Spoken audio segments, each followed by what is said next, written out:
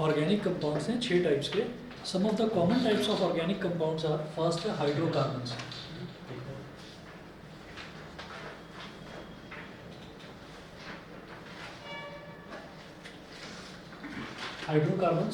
Hydrocarbons जो हैं वो 2 टाइप के हैं.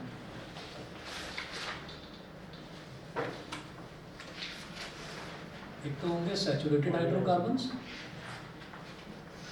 और एक होंगे अनसैचुरेटेड हाइड्रोकार्बन्स.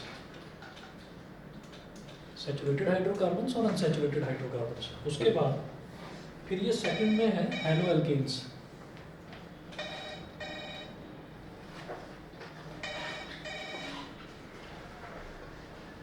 सेकंड है हेलोएल्केन्स.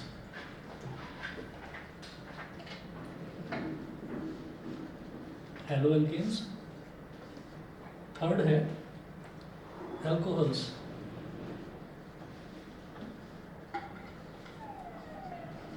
फोर्थ है एल्डिहाइड्स.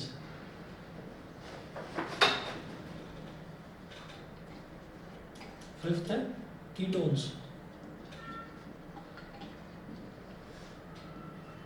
और सिक्स्थ है कार्बोक्सिलिक एसिड्स.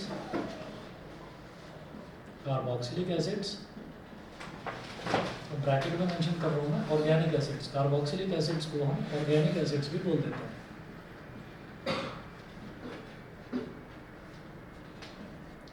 ठीक है. अब इसमें क्या होता है कि जो ये हाइड्रोकार्बन, ये जो टाइप्स ऑफ ऑर्गेनिक कंपाउंड्स हैं ना, टाइप्स ऑफ ऑर्गेनिक कंपाउंड्स में आप हाइड्रोकार्बन्स को छोड़ दीजिए. हाइड्रोकार्बन्स 2 तरीके के होते हैं, सैचुरेटेड और अनसैचुरेटेड. इसके अलावा ये जो बाकी के जो 5 लिखे हुए हैं ना, हेलोएल्केन, अल्कोहल्स, एल्डिहाइड्स, कीटोन्स और कार्बोक्सिलिक एसिड, ये सारे के सारे फंक्शनल ग्रुप्स की कैटेगरी में आते हैं. इन्हीं सबको हम फंक्शनल ग्रुप्स बोल देते हैं. ठीक है. आप ये देखेंगे कि जो मैंने ये टाइप्स ऑफ ऑर्गेनिक कंपाउंड्स में लिखवा रखा है, ये पेज नंबर 6 पर हैं. और आप अपने नोट्स में पेज पलट कर जरा पहुँच जाइए पेज नंबर 24 पर. पेज नंबर 24 पर. तो 24 पर देखिएगा फंक्शनल ग्रुप्स लिखा हुआ है, बड़ी बड़ी हेडिंग पड़ी हुई है नीचे की तरफ. पेज नंबर 24 पर नीचे की तरफ फंक्शनल ग्रुप्स 24 पर दिखाई दे रहा है फंक्शनल ग्रुप्स. तो ये सबसे पहले जो लिखा हुआ है ना हेलो ग्रुप, ये यही है हेलो एल्केन्स. हेलो ग्रुप के साथ में हमेशा एल्केन जुड़ता है. ठीक है. तो इसीलिए हेलो ग्रुप. तो अगला लिखा हुआ है देखिए एल्कोहल ग्रुप मतलब एल्कोहल्स. अगला लिखा हुआ है एल्डिहाइड ग्रुप मतलब एल्डिहाइड. फिर है कीटोन ग्रुप, फिर है कार्बोक्सिलिक एसिड ग्रुप. और नीचे छठा है एल्कीन ग्रुप इसी में आएगा अनसैचुरेटेड में. और उसके बाद आप 7वां देखेंगे एल्काइन ग्रुप. तो एल्काइन ग्रुप भी आपका अनसैचुरेटेड में आएगा. तो अनसैचुरेटेड और बाकी जितने भी नीचे ये कंपाउंड्स हैं, ये सारे के सारे आपके फंक्शनल ग्रुप्स में आएंगे. ठीक है. हम इनको सबको देखेंगे. ये सारा ये वाला जो टॉपिक है जो मैं आज कर रहा हूँ, इंपॉर्टेंट भी है और इंटरेस्टिंग भी है. तो आप इसको समझते चलिए. अच्छा, अब यहाँ पर हम ये कहेंगे कि जैसे हेलोएल्केन्स है, हेलोएल्केन्स का फॉर्मूला ये होता है R और सिंगल बॉन्ड X. डैश ना बोलकर सिंगल बॉन्ड है, R सिंगल बॉन्ड X. ऐसे ही जब मैं अल्कोहल की बात करूँगा तो अल्कोहल है R सिंगल बॉन्ड OH.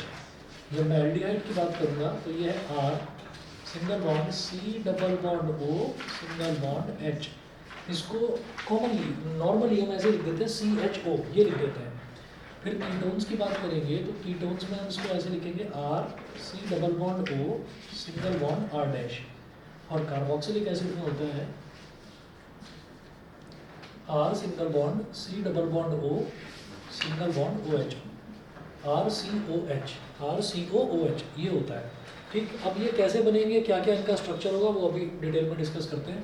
पहले हाइड्रोकार्बन की बात करते हैं, सैचुरेटेड थी और अनसैचुरेटेड थी. तो सैचुरेटेड हाइड्रोकार्बन, वापस आ जाइए पेज नंबर 7 पर. सैचुरेटेड हाइड्रोकार्बन में है a hydrocarbon in which carbon atoms are connected by only single bonds is called a saturated hydrocarbon और एल्केन्स. तो जिसमें कार्बन के जितने भी एटम्स हैं वो सारे के सारे सिंगल बॉन्ड्स के थ्रू कनेक्टेड हैं, आपस में जुड़े हुए हैं, तो उसको हम सैचुरेटेड हाइड्रोकार्बन बोल देते हैं. अब देखिएगा कि इसका एक जनरल फार्मूला होता है सैचुरेटेड हाइड्रोकार्बन का.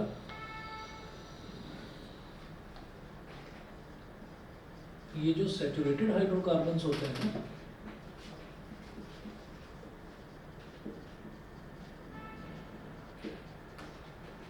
सैचुरेटेड हाइड्रोकार्बन्स जो होते हैं इनको हम बोल देते हैं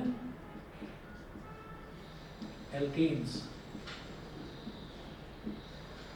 ठीक है। अब आप में से कुछ बच्चों ने दूसरे वाले बैच में भी पढ़ा हुआ होगा ये चैप्टर, थोड़ा बहुत आइडिया होगा, कुछ ने स्कूल में पढ़ा होगा, थोड़ा बहुत आइडिया हल्का फुल्का ये होगा कि जब हम एल्केन्स की बात करते हैं तो एल्केन्स का एक जनरल फॉर्मूला होता है क्या, CnH2n+2। कुछ आपको ये भी याद होगा कि ये जो n है ये होता है number of carbon atoms, n होता है नंबर ऑफ कार्बन एटम्स। अब नंबर ऑफ कार्बन एटम्स उसके लिए हमने एक टेबल है इसमें दे रखी है नोट्स में, उसमें हम ये बोलते हैं कि जैसे n है, n की वैल्यू अगर 1 है तो उसको बोलते हैं मीथ, अगर 2 है मतलब नंबर ऑफ कार्बन एटम्स अगर 2 हैं तो उसको बोलते हैं ईथ, अगर 3 है तो प्रॉप, 4 के लिए ब्यूट, ऐसे ही 5 के लिए पेंट, 6 के लिए हेक्स होता है, ठीक है, 7 के लिए हेप्ट, ऐसे ही 8 के लिए ऑक्ट, 9 के लिए नॉन और 10 के लिए डेक, ठीक है। तो ये प्रीफिक्सेस होते हैं जो हमको लगाने होते हैं। तो आप ये देखिए सैचुरेटेड हाइड्रोकार्बन में बेहद आसान है इसका कोई भी फॉर्मूला बताना। अगर कोई हमसे ये कहे कि आप ये बताइए कि इसमें अगर नंबर ऑफ कार्बन एटम मान लीजिए 4 है, कोई पूछे आपसे कि भाई 4 है नंबर ऑफ कार्बन एटम्स, तो हम ये कहेंगे कि if n is equal to 4 then, ये तो हो गया नंबर ऑफ कार्बन एटम्स क्योंकि कार्बन के नीचे n लिखा हुआ है, ऐसे ही हाइड्रोजन के नीचे क्या लिखा हुआ है 2n+2, तो 2 इंटू एन यानी कि n का दुगना और +2 यानी कि दुगने से 2 ज़्यादा, तो हाइड्रोजन कितना हो जाएगा, हम ये लिखेंगे 2n+2, ये कितना हो जाएगा 2 इंटू 4 +2, 2 4 8 +2 10, तो ये हो गया C4H10, C4H10। तो ये हमारा क्या बन गया, ये एल्केन बन गया। एल्केन को हम बोलेंगे सैचुरेटेड हाइड्रोकार्बन। अच्छा, उसके बाद हम ये कहेंगे कि ये C4H10 हो गया, तो इसको बोलेंगे कैसे, है तो ये एल्केन, तो 4 कार्बन एटम है, 4 मतलब ब्यूट, तो ब्यूट के आगे एन लगा दो बस, एन, ANE एन, ये जो है, तो इसका नाम क्या हो गया ब्यूटेन, इसका नाम ब्यूटेन हो गया। यहाँ तक समझ गए, ठीक है। तो ये ब्यूटेन हो गया। इसी तरीके से अगर नंबर ऑफ कार्बन एटम्स हमारे पास 3 हैं तो क्या हो जाएगा प्रोपेन, ठीक, 3 के लिए भी आप कर सकते हैं, if n is equal to 3 तो कंपाउंड क्या बन जाएगा C3 और H कितना होगा, डबल से 2 ज़्यादा, तो 3 का डबल 6, 6 से 2 ज़्यादा यानी कि 8, C3H8, ये क्या हो जाएगा प्रोपेन, ये प्रोपेन हो गया। वैसे ही पेंटेन, हेक्सेन, वो आप फॉर्मूले अपने आप कर सकते हैं, वो बताने की ज़रूरत तो नहीं, हो जाएगा, ठीक है। अच्छा जी, तो ये तो हमारा हुआ सैचुरेटेड हाइड्रोकार्बन। सैचुरेटेड हाइड्रोकार्बन में इन्होंने सबके स्ट्रक्चर दिखा रखे हैं, फिर आप पेज नंबर 7 पर ही आ जाइए, सबके स्ट्रक्चर दिखा रखे हैं। अब स्ट्रक्चर क्या है, जो इसकी बेसिक डेफिनेशन है, बेसिक डेफिनेशन ये कहती है कि एक ऐसा हाइड्रोकार्बन जिसमें कार्बन कार्बन जो है वो हमेशा सिंगल बॉन्ड से ही जुड़ा रहेगा, तो उसको हम सैचुरेटेड हाइड्रोकार्बन या फिर एल्केन बोलते हैं। तो अब क्या होगा देखिएगा,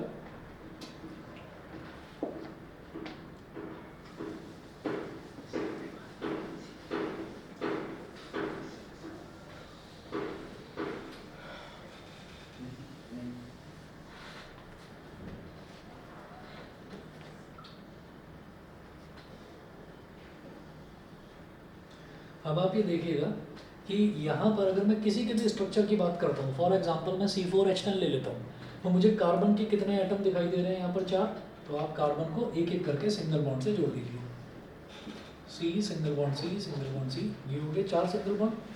उसके बाद हम ये जानते हैं कि कार्बन टेट्रावेलेंट होता है। टेट्रावेलेंट का मतलब क्या है कि 4 बॉन्ड बनाएगा, ये 4 बॉन्ड बनाएगा, 4 इसकी वैलेंसी होती है, तो 4 सिंगल बॉन्ड तो बनाएगा ही बनाएगा। तो अब ये कहता हूँ मैं कि ये वाले कार्बन ने एक सिंगल बॉन्ड इधर बना लिया, तो 3 बॉन्ड बचे इसके, तो एक इधर एक इधर एक इधर, तो इधर भी H, इधर भी H, इधर भी H, ठीक है। उसके बाद मैं ये कहूँगा अब इस कार्बन पर आ जाओ, तो इस कार्बन का एक सिंगल बॉन्ड इधर बन गया, एक सिंगल बॉन्ड इधर बन गया, तो 2 बॉन्ड बचेंगे, तो एक इधर H एक इधर H। ये वाला कार्बन जो है इसका एक इधर बन गया एक इधर बन गया, तो 2 बचे, ठीक है। तो एक इधर लगाया सिंगल बॉन्ड और H, और एक इधर लगाया सिंगल बॉन्ड और H। इस कार्बन का इधर सिंगल बॉन्ड, इधर single bond H, single bond H और सिंगल बॉन्ड H। तो इसका मतलब क्या हुआ 1 2 3 4 5 6 7 8 9 10, तो कितने हो गए हाइड्रोजन 10 हो गए। और कार्बन कितने हैं, 4 हैं, तो आप ये देख लीजिए अपने आप ही C4H10 बन गया। सिमिलरली C3H8 ये भी आप बना सकते हो।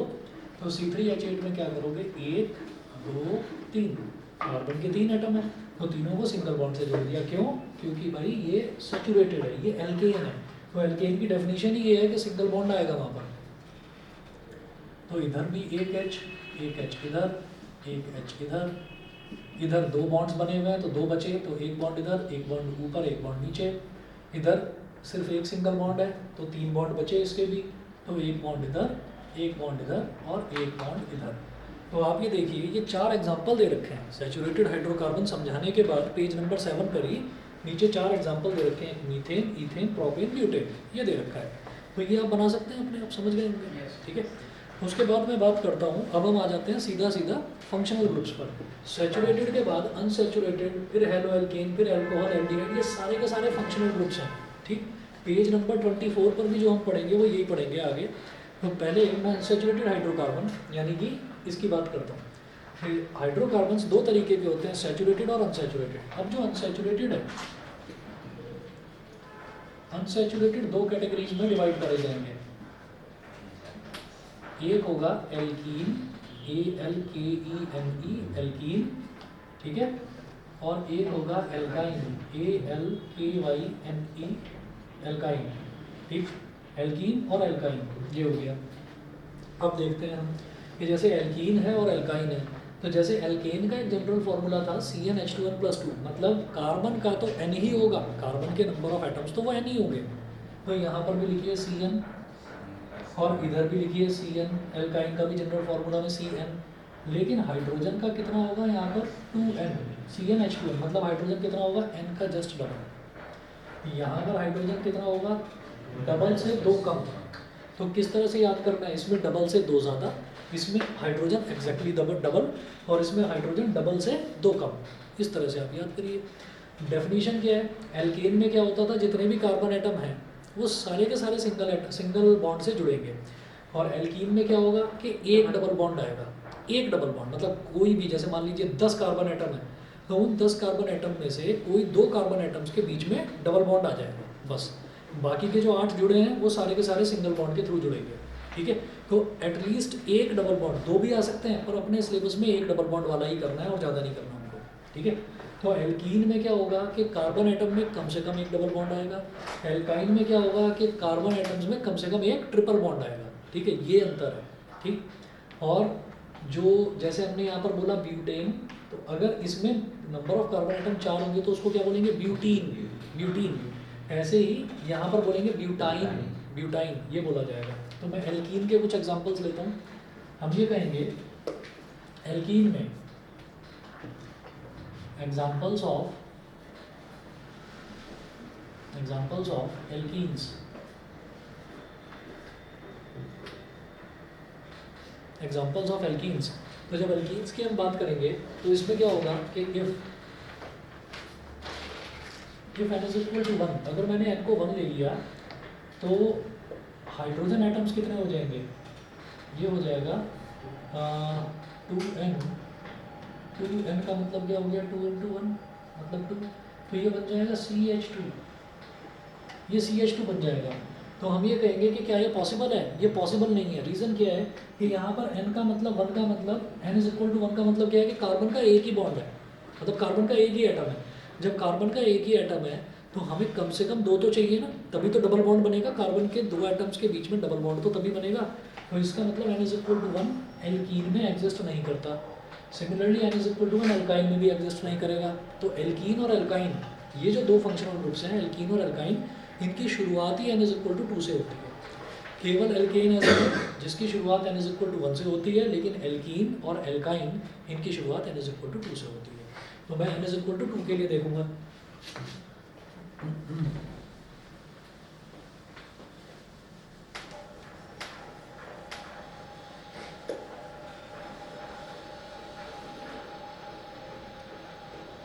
तो हम यहाँ पर बोलेंगे if n is equal to 2, तो n इज इक्वल टू 2, अब मैं एल्कीन्स की बात कर रहा हूँ। If n is equal to 2 तो ये क्या हो जाएगा C2H4। हाँ, तो अब समझ में आता है कि हाँ भाई कार्बन के दो एटम आ गए मेरे पास, दो एटम आ गए तो स्ट्रक्चर कैसे बनाएंगे भाई, दो हैं तो उनके बीच में डबल बॉन्ड तो बनाना ही बनाना है हमको। तो हमने क्या करा, कार्बन डबल बॉन्ड कार्बन। अब क्या हुआ कि इस कार्बन के दो बॉन्ड तो बन गए, तो दो बॉन्ड बचे, टेट्रावेलेंट है, चार बॉन्ड तो बनाएगा, तो दो बॉन्ड तो यहाँ बन गए, डबल बॉन्ड का मतलब दो बॉन्ड, ठीक। तो दो यहाँ बन गए, तो एक इधर लगा दो एच, एक इधर लगा दो एच, तो एक दो तीन चार, चार हो गए, कार्बन के चार बॉन्ड सेटिस्फाई। अब इस वाले कार्बन की बात करते हैं, दो ही इसके बन रहे हैं तो इसके भी दो बचे। सर डबल बॉन्ड लगा के जो है सर, क्योंकि मैं एल्कीन की बात कर रहा हूँ, एल्कीन का डेफिनेशन ही ये है कि उसमें कार्बन के बीच में डबल बॉन्ड जरूर आएगा, दो कार्बन एटम्स के बीच में डबल बॉन्ड जरूर आएगा, ठीक है, नहीं तो फिर एल्केन ही नहीं बन जाएगा, है ना। अच्छा, तो ये हमारा हो गया n=2 पहला मेंबर। फिर मैं बात करता हूँ एल्कीन के अगले मेंबर की, कि n=3 अगर ले लिया जाए। ये सब कुछ दे रखा है यहाँ पर, आप ये देखिएगा पेज नंबर 7 पर सबसे नीचे वाला है इथीन, इथीन का स्ट्रक्चर दे रखा है।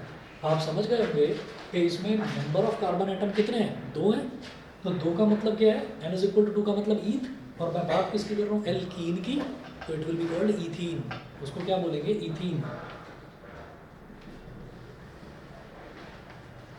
इथीन। फिर हम बात करेंगे n=3 की, इफ n=3, जब n=3 की बात करते हैं तो क्या होगा, ये हो जाएगा कि C3 और H का डबल, H क्या होगा, नंबर ऑफ कार्बन एटम्स का डबल, तो C3H6, तो C3H6 का मतलब भाई तीन कार्बन एटम है, ठीक है, तो कोई जो दो हैं उन पर तो उनके बीच में तो डबल बॉन्ड लगा दो, तो C डबल बॉन्ड C, अभी एक और कार्बन एटम है तो इसे सिंगल बॉन्ड से ज्वाइन कर दीजिए, ठीक। अब क्या होगा कि जैसे ये कार्बन है तो इसके दो बॉन्ड बन गए, दो बचे, तो इधर एक हाइड्रोजन, इधर एक हाइड्रोजन। जब इस कार्बन की बात करूंगा तो इसके दो इधर बन गए, एक इधर बन गया, तो तीन बन गए, एक बचा, तो एक हाइड्रोजन यहाँ लगा दिया। अब इस कार्बन की बात करता हूँ तो इसका एक सिंगल बॉन्ड हुआ है, तो इसका मतलब एक हाइड्रोजन इधर, एक हाइड्रोजन इधर और एक हाइड्रोजन इधर, ताकि तीन बॉन्ड बन जाए। हाइड्रोजन काउंट कर लो, 1 2 3 4 5 6 हो गए 6 का हाइड्रोजन, और कार्बन तो तीन है ही। तो अगर मैं स्ट्रक्चर का ध्यान रखूंगा कि भाई एल्कीन बना रहा हूँ तो मुझे दो कार्बन एटम्स के बीच में डबल बॉन्ड इंसर्ट कर देना है, बाकी सब में आप सिंगल बॉन्ड डाल दीजिए, ठीक है। तो आप हाइड्रोजन काउंट करेंगे, गलती होगी ही नहीं, जो फॉर्मूला है वो एग्जैक्टली उस फॉर्मूले को सेटिस्फाई करेगा। तो ये क्या बन गया बता दीजिए जरा, कितने कार्बन है, तीन, तो क्या बन गया फिर ये, प्रोपीन, प्रोपीन, ये बन गया प्रोपीन, ठीक है। अब आप आ जाइए पेज नंबर 8 पर, नोट्स में पेज नंबर 8 पर आ जाइए। तो इन्होंने स्ट्रक्चर बनाकर नहीं दिखाया है, इथीन, प्रोपीन और ब्यूटीन का सिर्फ फॉर्मूला लिखा हुआ है यहाँ पर, ठीक है, C2H4 C3H6 और C4H8, ठीक। फिर नीचे स्ट्रक्चर भी बनाकर दिखा रखा है, तो वो स्ट्रक्चर आप देखते रहना, मैंने यहाँ पर समझा दिया, अटको कहीं पर तो पूछ लेना, ठीक है। उसके बाद देखिएगा एल्काइन, एल्काइन की बात करते हैं, तो एल्काइन में क्या होगा, एल्काइन में भाई कम से कम एक ट्रिपल बॉन्ड जरूर आएगा। तो एल्काइन देखते हैं examples of alkynes, examples of alkynes, तो यहाँ पर भी n=1 तो एग्जिस्ट ही नहीं करेगा, क्योंकि n=1 का मतलब क्या है कि कार्बन का एटम ही एक, अब भाई कार्बन के दो एटम तो चाहिए कम से कम, तभी तो उनके बीच में ट्रिपल बॉन्ड आएगा, नहीं तो फिर तो वो बनेगा ही नहीं। तो इसका मतलब n=1 यहाँ पर भी एग्जिस्ट नहीं करता। तो हमारा जो पहला मेंबर है वो आएगा एल्काइंस में भी, इफ n=2, n=2, तो number of hydrogen atoms, number of hydrogen atoms, hydrogen के एटम्स कितने हो जाएंगे जरा देखिएगा, हाइड्रोजन के एटम्स हो जाएंगे 2n-2, ठीक है। क्या होता है, डबल से दो कम, 2n-2, तो 2 × 2 -2, तो 2 2 = 4, 4 - 2 = 2, ठीक है। तो नंबर ऑफ हाइड्रोजन एटम्स कितने हो गए, दो हो गए नंबर ऑफ हाइड्रोजन एटम्स, तो हमारा ये बन जाएगा C2H2,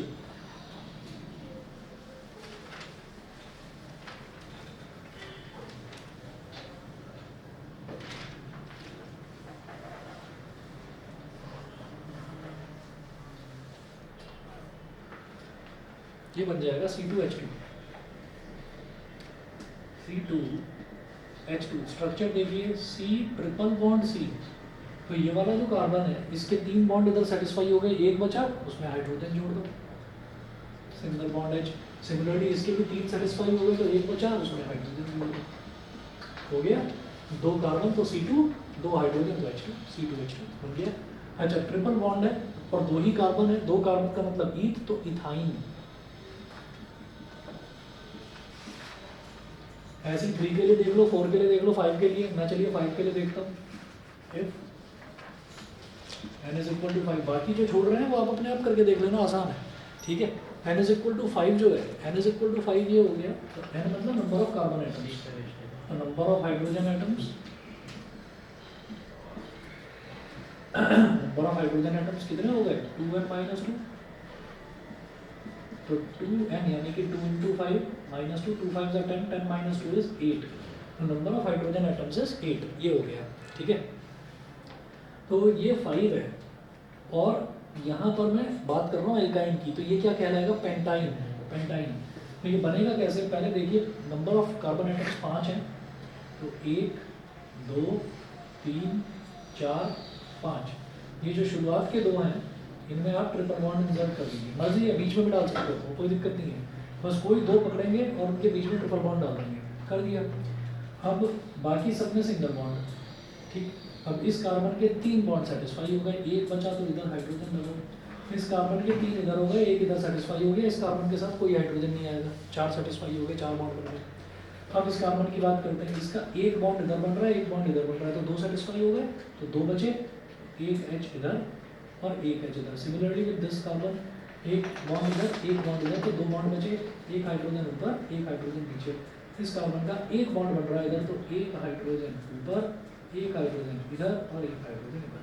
हाइड्रोजन्स काउंट करो, 1 2 3 4 5 6 7 और 8, ठीक है, तो बन गए 8, ठीक।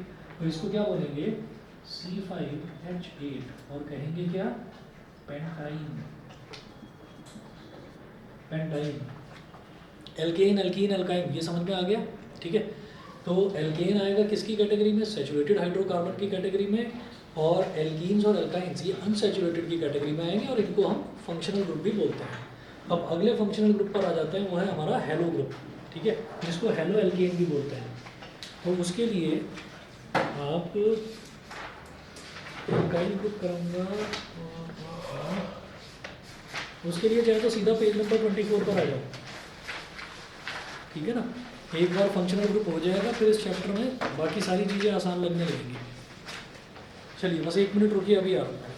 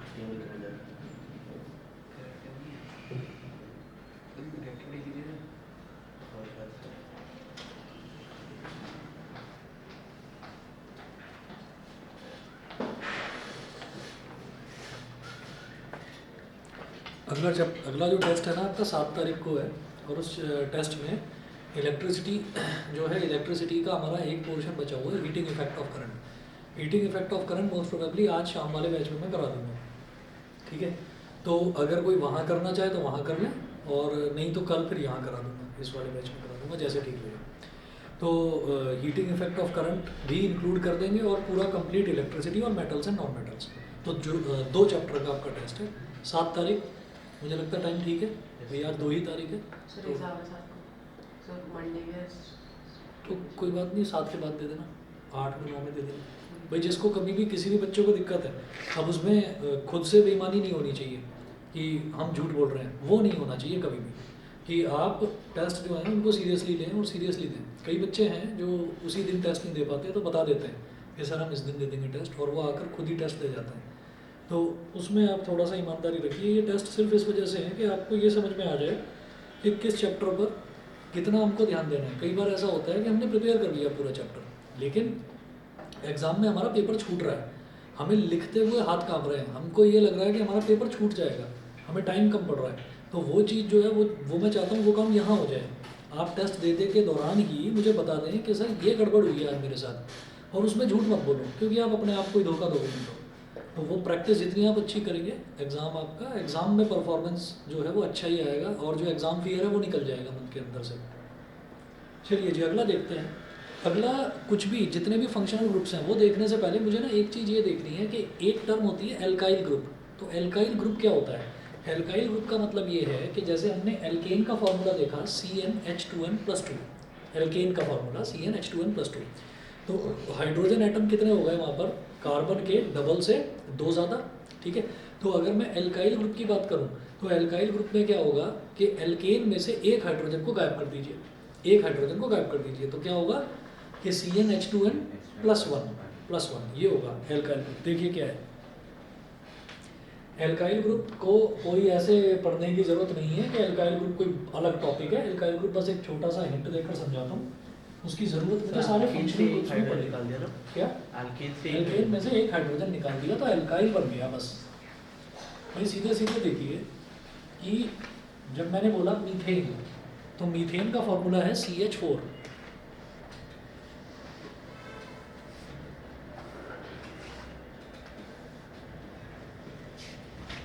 जब हम कहते हैं मीथेन तो मीथेन का फॉर्मूला है CH4।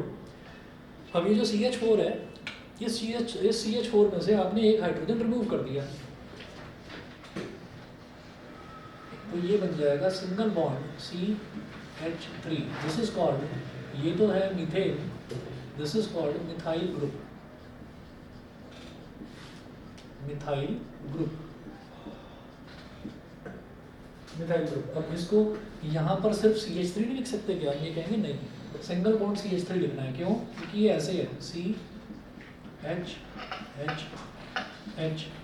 और यहाँ पर एक्चुअली एक हाइड्रोजन था, वो एक हाइड्रोजन आपने रिमूव कर दिया, तो अब इसका एक बॉन्ड बचा हुआ है। एक बॉन्ड बचा हुआ है, इसका मतलब क्या है कि ये बॉन्डिंग करने के लिए तैयार है। ये किसी भी ग्रुप के साथ में, जिनको हम फंक्शनल ग्रुप्स बोलते हैं, जैसे अल्कोहल हो गया, एल्डिहाइड हो गया, कीटोन्स हो गया, तो ये किसी भी ग्रुप के साथ में बॉन्डिंग करने के लिए तैयार है। इसका एक बॉन्ड अभी कनेक्टेड नहीं है किसी के साथ, एक बॉन्डिंग अधूरी है अभी, तो ये बॉन्डिंग करने के लिए तैयार है, तो इसको हम बोलते हैं मिथाइल ग्रुप। ऐसे ही अगर मान लीजिए हम ये बोलें कि ईथेन है, तो ईथेन का क्या होगा? ईथेन को हम बोलेंगे C2H6, बट डबल से 2 ज़्यादा, तो आप C2H6 ना बोलकर अगर C2H5 बोल दें और यहाँ एक सिंगल बॉन्ड लगा दें, तो इसको हम क्या बोलेंगे? Ethyl group, ethyl group. मैं समझा नहीं वाले। भाई आपने क्या करा, ये तो समझ में आ गया होगा, C2H6 इथेन होता है ना। इथेन में से एक हाइड्रोजन गायब कर दो बस, तो C2H5 बचा, तो उसको इथाइल बोल देंगे। भाई मीथेन था CH4, उसमें से एक हाइड्रोजन गायब कर दिया, तो क्या बचा? मिथाइल ग्रुप, बस ये क्लियर है ना। तो इसको हम मिथाइल ग्रुप, इथाइल ग्रुप ऐसी प्रोपेन है, प्रोपेन में से एक हाइड्रोजन हटा दीजिए, वो बन जाएगा प्रोपाइल ग्रुप, ये है। अब इसको मैं पढ़ किस वजह से रहा हूँ ये मैं अभी आपको बताता हूँ। जब हम कोई भी चीज़ कॉमनली लिखते हैं, किसी भी चीज़ को कॉमनली लिखा जाता है, तो मैं एल्काइल ग्रुप को मैं लिख देता हूँ, R से रिप्रेजेंट करता हूँ। एल्काइल ग्रुप को हम रिप्रेजेंट करते हैं R से। तो जैसे फंक्शनल ग्रुप में जैसे हेलो ग्रुप लिखा हुआ है, हेलो ग्रुप, तो हेलो ग्रुप का मतलब क्या है? Halo alkanes. हेलो ग्रुप का मतलब है हेलो एल्केन्स। अब वो क्या है वो देखिएगा,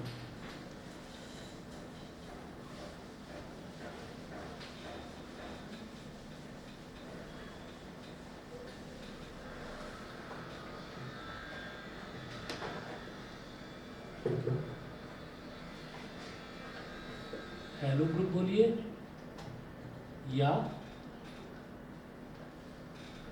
हेलो एल्केन्स बोलिए, एक ही बात है। वैसे मामूली सा अंतर है। हेलो ग्रुप का मतलब क्या है कि उसको रिप्रेजेंट करा जाता है सिंगल बॉन्ड एक्स के साथ में, और हेलो एल्केन को बोला जाता है आर सिंगल बॉन्ड एक्स। मतलब हेलो ग्रुप जो है वो एक ऐसा ग्रुप है जो कि किसी के साथ भी जुड़ना चाहता है, कंबाइन होना चाहता है, और जुड़ने के बाद जो बनता है उसको हेलो एल्केन बोल देते हैं। ठीक है, अब ये हेलो क्या है, मतलब ये एक्स क्या है, x can be chlorine, bromine और आयोडीन। एक्स जो है ये या तो क्लोरीन होगा या ब्रोमीन होगा या आयोडीन होगा। अब आपको क्या करना है, एक एक करके एल्केन्स उठाते जाओ, हाइड्रोजन रिमूव करते जाओ, उसकी जगह क्लोरीन डाल दो, ब्रोमीन डाल दो या आयोडीन डाल दो, जो आपकी मर्जी है। ठीक है, उसी हिसाब से हमारे कंपाउंड का नाम बन जाएगा। देखो कैसे सर, यही तीन थे सर, और कोई नहीं? बस हेलोजेंस की कैटेगरी में ये तीन आते हैं, क्लोरीन, ब्रोमीन और आयोडीन। ठीक है, क्लोरीन, ब्रोमीन और आयोडीन। सर हैलोजेंस क्या होता है? हेलोजेंस एक कैटेगरी होगी, जैसे मेटल्स है, नॉन मेटल्स है, इस तरीके से ही ये नॉन मेटल्स है तीनों के तीनों, लेकिन इसकी कैटेगरी होगी हेलोजन बोल देते हैं उसको। वो डिटेल में कभी आप करते रहना आगे की फर्दर केमिस्ट्री में। 10th में बस इतना ही ध्यान रखिए, हेलोजेंस मतलब क्लोरीन, ब्रोमीन, आयोडीन। ठीक, तो अभी मुझे क्या करना है कि इसका फॉर्मूला है RX, तो मैं ये कहूँगा कि अगर हमने क्या करा CH3Cl कर दिया, CH3Cl, तो CH3Cl का मतलब क्या है, ये जो मीथेन था ना, इस मीथेन में से मैंने एक हाइड्रोजन निकाल दिया, तो क्या बन गया, मिथाइल, मिथाइल बन गया। अब वो उसको मैंने क्लोरीन के साथ जोड़ दिया, उसके साथ मैंने सिंगल बॉन्ड क्लोरीन कर दिया, तो ये क्या होगा, इसका नाम होगा क्लोरोमीथेन। सर 1 क्लोरो जो है सर, वो छोड़ो अभी, उस पर नहीं आ रहा मैं अभी। क्लोरोमीथेन, क्लोरोमीथेन बोल दो, या फिर इसका एक दूसरा नाम दिया मिथाइल क्लोराइड, या फिर मिथाइल क्लोराइड बोल दीजिए। तो देखिएगा बोलने में क्या है, हेलो एल्केन, हेलो की जगह क्या आएगा, हेलो की जगह क्या आएगा, क्लोरो, ब्रोमो या आयोडो। ठीक है, क्लोरो, ब्रोमो या फिर आयोडो, और लास्ट में क्या आएगा, लास्ट में एल्केन आ जाएगा आपका। तो जब मैं एक कार्बन एटम वाले की एल्केन की बात कर रहा हूँ तो मैं मीथेन की बात कर रहा हूँ, तो क्लोरोमीथेन हो गया। इसी तरह से अगर मैं इथेन की बात करूँ तो इथेन क्या होता है, C2H6 होता है, उसमें से एक हाइड्रोजन रिमूव कर दिया तो C2H5 हो गया, इसके साथ में I लगा दो। हमारी मर्जी है, कुछ भी लगा सकते हैं, जो हमसे पूछा जाएगा हम वो लगाएंगे। हमसे बोला कि आयोडीन का आप हेलो एल्केन बनाओ, तो हमने क्या करा, आयोडीन जोड़ दिया C2H5 के साथ में। तो जब आयोडीन यहाँ पर जुड़ा तो इसको बोलेंगे आयोडो। कितने कार्बन थे, दो, दो का मतलब सर आपने बोला इसमें से माइनस किया था ना पहले वाले में से, क्या, एक हाइड्रोजन। हाँ एक हाइड्रोजन हटा दिया, सर इसमें क्यों नहीं हटाया फिर आप? हटा तो दिया, यहाँ पर हटा रखा। ठीक है, तो आयोडो, आयोडो और क्या है, दो कार्बन एटम यानी कि इथेन, तो ये हो गया आयोडो इथेन। आयोडो इथेन कह सकते हैं, या फिर अगर आप कहेंगे नहीं कि मैं तो इथेन या इथाइल पहले बोलना चाहता हूँ, तो फिर बोलेंगे ethyl, ethyl iodide, iodo ethane बोल दो या इथाइल आयोडाइड बोल दो, समझ गए। ठीक है, अब इसी तरीके से हमने कहा कि भाई प्रोपेन पर आ जाओ, तो प्रोपेन का मतलब क्या है, प्रोपेन मतलब C3 और H कितना 8, आपने एक हाइड्रोजन हटा दिया उसमें से C3H7 बन गया। अब आप कहोगे यार क्लोरीन हो गया, आयोडीन हो गया, मतलब एक बार ब्रोमीन भी लगाना चाहता हूँ, लगा लो, ब्रोमीन लगा लिया, तो ब्रोमीन लगाकर क्या हो जाएगा, ब्रोमो प्रोपेन। ठीक है, फिर मन में आता है कि नहीं जी मैं तो प्रोपेन को पहले लिखना चाहता हूँ, तो पहले लिख लो, प्रोपाइल ब्रोमाइड हो जाएगा, फिर प्रोपाइल ब्रोमाइड। चलिए चीज तो याद रखनी पड़ेगी ना, ब्रोमो, आयोडो और क्लोरो। बस हो तो गए यार, क्लोरो, ब्रोमो, आयोडो, बस और क्या है, क्लोरीन, ब्रोमीन, आयोडीन, याद रहेगा ये तो, समझ गए भाई। तो ये हमारा होता है हेलो एल्केन। अच्छा, अब अगर इसके स्ट्रक्चर की बात करी जाए तो जैसा एल्केन का स्ट्रक्चर बनाया था बस वैसा ही स्ट्रक्चर बनाया है। जैसे मान लीजिए ये हमारे पास C3H7Br, ठीक है, तो C3 है तो कार्बन के 3 बॉन्ड है ना, अब कार्बन के 3 बॉन्ड है और एल्केन है, नाम में ही लिखा हुआ है साफ साफ हेलो एल्केन्स। ठीक, तो हम क्या करेंगे, सब सिंगल बॉन्ड, 1 2 3, 3 कार्बन आ गए सिंगल बॉन्ड से कनेक्टेड।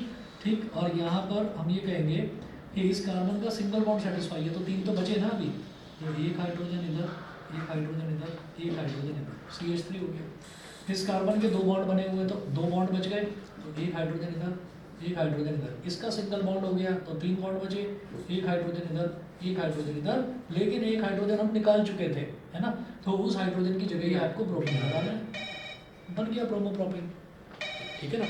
तो ये हेलो एल्केन का हो गया।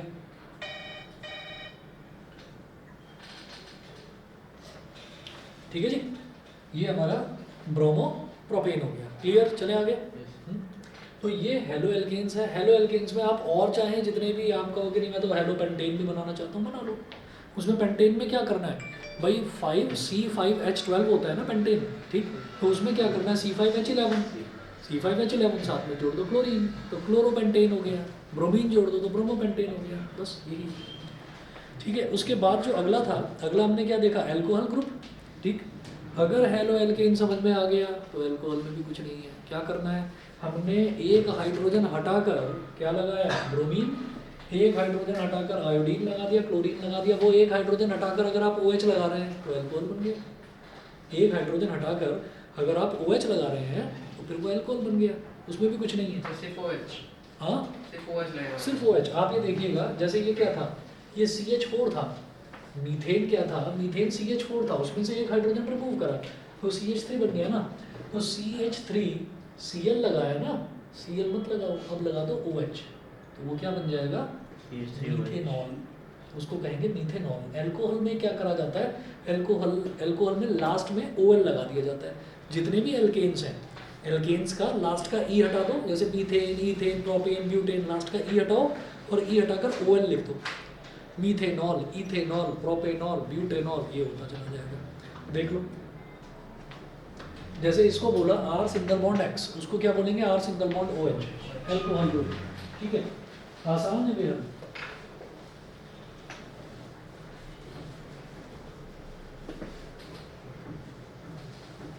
तो अगला जो फंक्शनल ग्रुप है वो है एल्कोहल ग्रुप।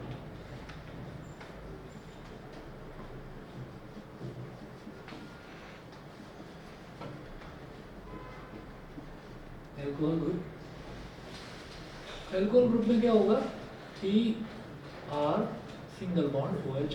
R क्या है, R एक कॉमन टर्म है एल्काइल ग्रुप के लिए। एल्काइल क्या है, ये methyl, ethyl, propyl, butyl. Methyl, ethyl, propyl, butyl क्या है, मीथेन में से एक एक हाइड्रोजन रिमूव करते जाओ तो वो मिथाइल हो गया, प्रोपाइल हो गया, ब्यूटाइल हो गया, हेक्साइल हो गया, कुछ भी। तो मैंने क्या करा, ROH, ठीक। अब हम ये कहते हैं कि नहीं नहीं वो मीथेनॉल की बात करते हैं, मीथेनॉल बनाना है मेरे को, मीथेनॉल। तो भाई मीथेन में CH4 होता है, तो आपने एक हाइड्रोजन हटाया और उसके साथ एक OH लगा दिया, तो बन गया मीथेनॉल। स्ट्रक्चर, ये लो स्ट्रक्चर, एक कार्बन है, 1 2 3 4, तो इधर एक हाइड्रोजन, इधर एक हाइड्रोजन, इधर एक हाइड्रोजन, एक हाइड्रोजन मैं रिमूव कर चुका हूँ। ठीक है, जितने भी फंक्शनल ग्रुप्स हम बनाते हैं तो हम एल्केन में से एक हाइड्रोजन रिमूव कर देते हैं, वो एक हाइड्रोजन रिमूव हो चुका है, उसकी जगह OH लगा दिया, बन गया मीथेनॉल। ऐसे ही आप कहोगे नहीं इथेनॉल बनाना है,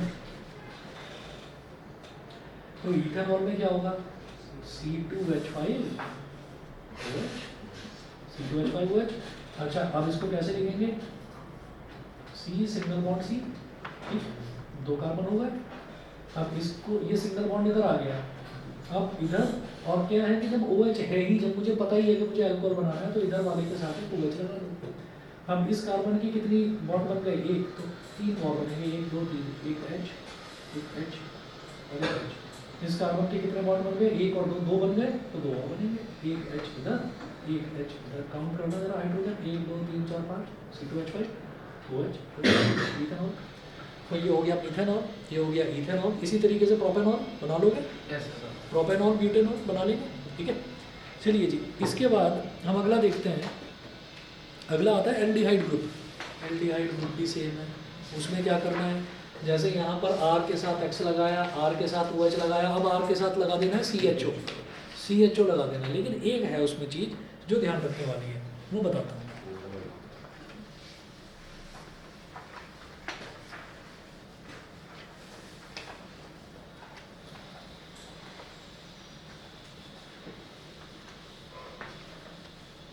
सर OH को sir O single bond H लिख सकते हैं ना। ना OH एक सिंगल हाइड्रोक्साइड आयन होता है ना, तो उसको OH ही लिखना है कंप्लीट साथ में, सिंगल बॉन्ड OH। हाँ, O और H के बीच में कोई सिंगल बॉन्ड या कोई डबल बॉन्ड कुछ नहीं।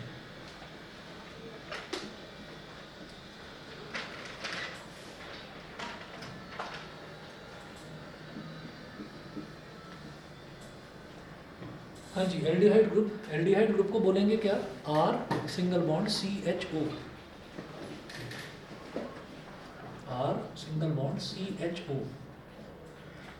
अब यहाँ पर एक छोटी सी चीज़ है जो याद रखने वाली है कि इसमें एक कार्बन एटम पहले से ही मौजूद है, एक कार्बन एटम यहाँ पर पहले से ही मौजूद है।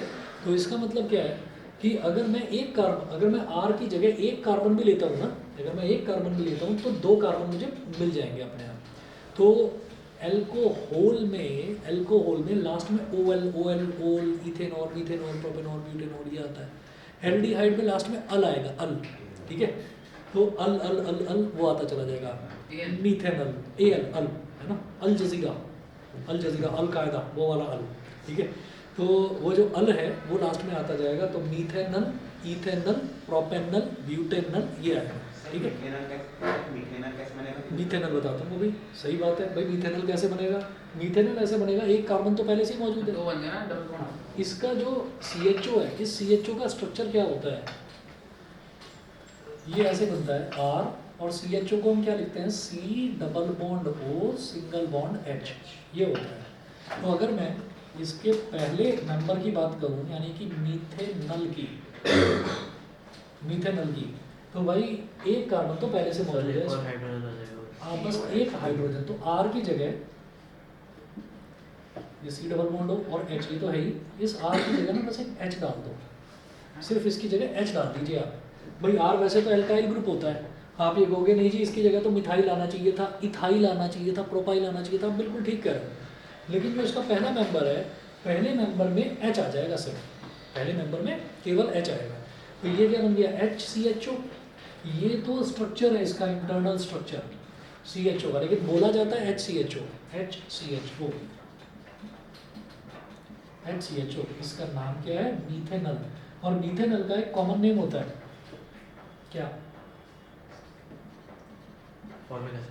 फॉर्मल्डिहाइड। कार्बोक्सिलिक एसिड को छोड़ दो, फॉर्मिक एसिड के लिए, है ना, फॉर्मल्डिहाइड। तो ये फॉर्मल्डिहाइड हो गया। इसी तरीके से दूसरा देखिए, इसका दूसरा मेंबर नॉर्मल इंसानों की तरह बिहेव करेगा। यहाँ पर तो गड़बड़ हो गई ना, यहाँ तो R की जगह आप कहेंगे भाई यहाँ पर एल्काइल ग्रुप आना चाहिए था, ये तो हाइड्रोजन डालकर धोखा कर रहे हो हमारे साथ, ठीक है। हाइड्रोजन कोई एल्काइल ग्रुप थोड़ी है। तो बस पहला एक्सेप्शनल केस है, इसमें ध्यान रखना है कि यहाँ आपको H लगा देना है, क्योंकि एक कार्बन पहले से ही मौजूद है। अब जो दूसरा वाला है, दूसरे वाले में आप कहेंगे कि मैं मीथेन वाला जोड़ रहा हूँ, मिथाइल ग्रुप, यानी कि CH3 जोड़ दिया मैंने, CH3 और CHO।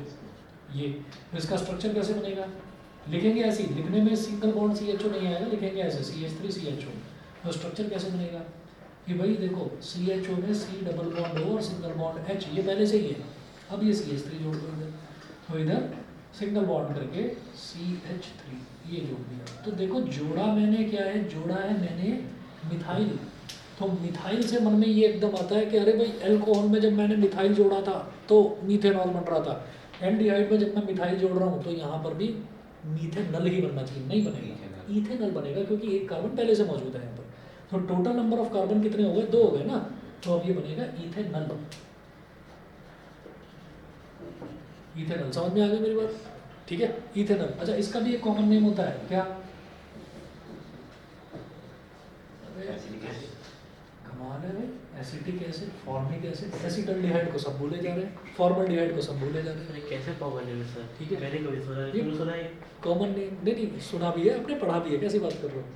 तो फॉर्मल्डिहाइड और सर मेरा एसिटल्डिहाइड। क्वेश्चन था, सर आपने बोला था ना कार्बन के डबल बॉन्ड के मतलब 2 कार्बन होने चाहिए, तो आपने बोला इसमें एक्सेप्शन किया था। तो सर इस वाले में कैसे हुआ फिर? इसमें 2 कार्बन रहेंगे, किसमें? इसमें मिथेनॉल में।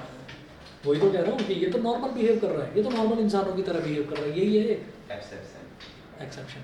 नहीं सर, मैं ये कह रहा हूँ, आपने बोला था ना कि 2 कार्बन नहीं आ सकते, कोई भी वो होगा उसमें 2 कार्बन नहीं होंगे, मतलब 2 कार्बन होंगे उसमें 1 कार्बन नहीं होगा, अकेले नहीं होगा कार्बन। गलत समझ रहे हो, वो मैंने एल्कीन में बोला था। एल्कीन में हम ये कहते हैं कि डबल बॉन्ड होना चाहिए, तो उसमें एटलीस्ट 2 कार्बन तो चाहिए ना, यहाँ कहाँ चाहिए 2 कार्बन, यहाँ जरूरत ही नहीं। ठीक है, अच्छा जी। तो एक चीज़ और, इसके बाद हमारा बचता है इसमें कीटोन ग्रुप और कार्बोक्सिलिक एसिड ग्रुप। इतना रिवाइज कर लीजिए, ठीक है, बाकी कल करवा दूंगा। और एक ज्ञान की बात बताता हूँ, पढ़ी थी मैंने, सोचा आप लोगों को भी बता दूँ। ठीक है, एग्जैक्टली जो है ना उसके शब्द याद नहीं आ रहे, लेकिन गहराइयाँ समझना उसकी। कल ही पढ़ा था व्हाट्सएप पर, कोई कोई चीज़ काम की भी आ जाती है, तो मैंने सोचा आपको बता देता हूँ। योर लाइफ विल चेंज, ध्यान से सुनना, your life will change when you start prioritizing your future over checking your phone every 2 minutes. समझ गए? Your life will change when you start prioritizing your future over checking your phone every 2 minutes. तो एक बीमारी चल रही है, सभी बच्चों में चल रही है। कुछ बच्चे जो हैं, कुछ बच्चों को प्रेशराइज करा जाता है, पेरेंट्स कहते हैं नालायक फ़ोन देगा, ठीक है। और कुछ बच्चे जो हैं वो, उनको ये लगने लगता है कि यार पापा तो हिटलर हो गए, मेरी तो मम्मी हिटलर हो गई है ना, ये मेरे पीछे ही पड़े रहते हैं। तो भैया वो जो पीछे पड़ रहे हैं वो काम आपके फ़ायदे के लिए पीछे पड़ रहे हैं, ये नहीं कि अपना पढ़ रहे हैं, पढ़ते पढ़ते अभी दिमाग में लगा हुआ है कि अच्छा हाँ ये ट्रिग्नोमेट्रिक आइडेंटिटी लगा रहा था मैं यहाँ पर, लगाते लगाते टिडिंग करके एक टोन बजी, और टोन बजते ही तुरंत जो है एक हाथ पॉकेट के अंदर गया, एक हाथ इधर, अच्छा हाँ ठीक है, ये जैसे ये बजा दी, ठीक है। तो उसमें एकदम से मन में ना ये आता है कि अच्छा पढ़ाते पढ़ाते बीच में खुद तो उंगली करता रहता है फ़ोन में, हमें ज्ञान दे रहा है, ठीक है। तो भाई मेरी मजबूरी है, मेरी मजबूरी है, यहाँ पर नोटिफिकेशन आएंगे बच्चों के तो मैं उनको अलाउ तो करूँगा, ठीक। तो इस वजह से आप लोग इस चीज़ का ध्यान रखिए, आपकी कोई मजबूरी नहीं है। तो ये एक बहुत बड़ा चैलेंज है, बहुत बड़ा सरदर्द है आज के टाइम में। तो इस सरदर्द को जितना दूर रखोगे, और बहुत बार ऐसा होता है कि आप लोगों के साथ ये प्रॉब्लम होती है कि लेकर बैठे पढ़ने के लिए, यानी 1 घंटे का टारगेट सेट, 1 घंटे साइंस पढ़ना है मेरे को, आउटपुट जब देखोगे ना 2 ही क्वेश्चन करें, 3 ही क्वेश्चन करें, और फिर ये आपको लगेगा यार मेरी प्रोडक्टिविटी तो ख़त्म होती जा रही है, मैं कुछ लाइफ में कर ही नहीं सकता। वो प्रोडक्टिविटी सारी ना ये खा रहा है, ये सारी की सारी प्रोडक्टिविटी को चूस रहा है पागलों की तरह। तो इस चीज़ का थोड़ा ध्यान रखिए, और 2 ही काम करना है, ये समझ लो जैसे एक मिलिट्री मैन होता है, जैसे एक आर्मी मैन होता है, उसकी लाइफ में एक लक्ष्य होता है ना, वो लक्ष्य होना चाहिए आपकी लाइफ में लक्ष्य ये है पढ़ना, खाना और सोना, इसके अलावा मेरे को किसी से मतलब नहीं है, ठीक है। यार 5 मिनट दोस्त ना, मम्मी दोस्त बुला रहा है, एक नीचे खड़ा हुआ है, जरा बात करो। 5 मिनट कब 1 घंटे में बदल जाते हैं आपको पता है, तो वो टाइम ना बीते आपका, वो टाइम वेस्ट ना हो, ठीक। थोड़ी देर या टीवी देख लो, कुछ ऐसे बेवकूफ़ हैं अभी तक उनको वो मतलब 10th क्लास में आ गए, अब मैं नाम नहीं लेना चाहूँगा, शिनचैन, डोरेमोन, यार कार्टून देखते हो अभी तक, हद हो गई। अच्छा कुछ बच्चों ने ऐसा कर रखा है, ऐसी नालायकी कर रखी, 4-5 का ग्रुप बना रखा है, भाई 10 बजे आ जाइए ऑनलाइन, पता चला वो धड़ कोई बंदूक वाला कोई गेम चल रहा है, देखो ये बैठा हुआ पीछे मास्क में मुँह छुपा लिया इसने, छोड़ चुके हो तो बहुत बढ़िया बात है भैया, इसमें बर्बाद मत होना, नहीं तो पेपर में वो BGMI की बंदूकें ही चलती रहेंगी, तो ध्यान रखना उस चीज़ को। मेरे साथ भी कल हुआ। अरे सबके साथ हो रहा है ये। नहीं सर, मेरा आज एग्जाम था ना, तो मैं कल ना यूट्यूब पे मतलब खोलने में रहा, मतलब चैप्टर के लिए, ठीक है, मतलब कोई रिवीजन वगैरह के लिए, तो एक बार मैंने खोला, उसमें मेरे को ना यूट्यूब जो मेरे यूट्यूब पर सब्सक्राइबर्स हैं ना, उनकी वो आ गई नोटिफिकेशन। अरे मैंने बोला था टाइम निकल गया पूरा मेरा, मैं पढ़ ही बस नहीं वही प्रॉब्लम होती है, सबसे बड़ी प्रॉब्लम ये मेरे साथ भी होती है। भाई हम रात को फ्री होकर मैं सोचता हूँ चल यार 1-2 वीडियो ही देख ले यूट्यूब पर, अच्छा जो चीज़ हम पसंद करते हैं वही वाली वीडियोस वो भेजने लगते हैं, तो हमें जो पसंद आती जाती है चीज़ वो आती है, अरे यार ये तो बहुत बढ़िया, ये तो मुझे लग रहा है मेरे ही काम की है, वो ऐसा कैप्शन उसका बनाकर थंबनेल बनाकर भेजेंगे, ये नहीं देखा तो कुछ नहीं देखा, इस वीडियो को देखकर आपकी ज़िंदगी बदल जाएगी। अब मैं ज़िंदगी बदलने के लिए वीडियो देख रहा हूँ, अब पता चला। और हाँ अगर आप जानना चाहते हैं, मैं सिर्फ प्रॉब्लम की बात नहीं करूँगा, मैं सॉल्यूशन की भी बात करूँगा। सॉल्यूशन जानने के लिए इस वीडियो को अंत तक जरूर देखें, और दोस्तों लाइक कमेंट और सब्सक्राइब करना ना भूलें। अब लाइक कमेंट और सब्सक्राइब और अंत तक देखने के चक्कर में 15 मिनट एक वीडियो में गए, 15 मिनट दूसरे में गए, 15 मिनट तीसरे में, और चौथे में गया 1 घंटा बाद में। उस 1 घंटे में मैं सो सकता था, तो थोड़ा दिमाग मेरा तरोताज़ा हो जाता। तो वही 3 चीज़ें याद रखना, जैसे आर्मी मैन होते हैं ना, वही आपको करना है कि पढ़ना है, मतलब अपना जो टारगेट है वो, और खाना है और सोना है, बस इसके अलावा कुछ नहीं। ये समझ लो किताबें ही हमारी फ्रेंड है, और हमको अगर रिफ़्रेशमेंट करना है ना, तो रिफ़्रेशमेंट के लिए ये चल भाई मैथ्स पढ़ते पढ़ते बोर हो गया तो अब इंग्लिश उठा ले, जब इंग्लिश पढ़ते पढ़ते बोर हो गया तो हिंदी उठा ले। देखिए मेरी बातों में आपको लग सकता है ये काय का रिफ्रेशमेंट, ठीक है, ये तो और पकाने वाली बात है, ठीक, लेकिन कुछ टाइम के लिए तो किताबों से दोस्ती करनी पड़ेगी, ठीक है। और मैं थोड़ा सा टाइम कम मिल पा रहा है, लेकिन मैं जल्दी ही, मतलब मेरी कोशिश है इसी हफ्ते आपको फिजिक्स वाला भी ऐसा ही मैं बंच बनाकर दे दूंगा। तो मोबाइल फ़ोन को नोट्स वगैरह या पढ़ने के लिए भी यूज़ मत करो, ठीक है ना। चलिए जी, ओके, सर बुकलेट हाँ ये ले सब आ जाएगा। ओके।